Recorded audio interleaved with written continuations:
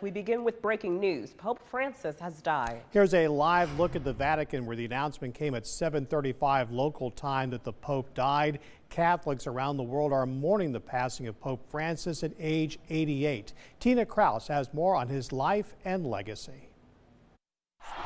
From his first words as Pope, Fratelli e sorelle, buonasera.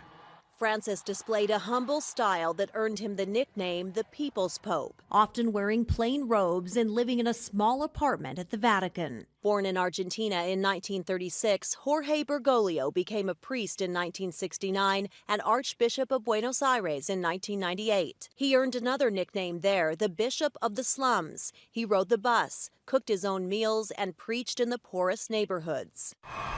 The Pope's humility was visible during his visit to the U.S. in 2015. He rode in a small car and his Popemobile while getting around in Washington, D.C., New York, and Philadelphia. In the land of the free, at the home of the brave. The Holy Father made history when he addressed Congress and celebrated Mass with hundreds of thousands of people in Philadelphia. The Pope also brought a message to U.S. Catholics to take care of those less fortunate. On the final day of his trip, he met with victims of sex abuse. In 2019, Pope Francis expelled disgraced former U.S. Cardinal Theodore McCarrick after a Vatican investigation found him guilty of sexually abusing children.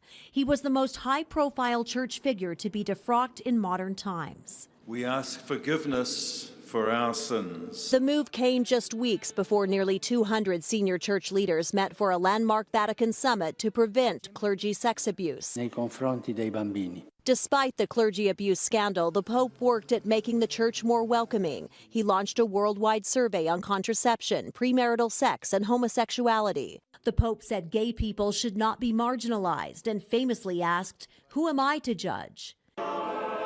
Francis made history in 2023, leading the funeral of his predecessor, Pope Benedict XVI. That same year, he celebrated the first decade of his papacy with the release of his first podcast, or Popecast. In an historic interview with CBS's Norah O'Donnell in 2024, the Pope addressed criticisms of his efforts to revisit teachings and traditions of the Church. One thing is to take tradition into account, to consider situations from the past.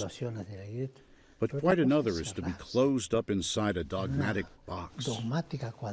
Francis, who had part of his lung removed when he was younger, battled a number of health issues in his later years, including hospitalizations for bronchitis. Supporters will forever remember him as a revolutionary pope, crediting him with choosing service and kindness over the power of the papacy. Tina Kraus, CBS News. While Pope Francis received widespread credit for changing the tone of the church, conservative church teachings never changed during his papacy.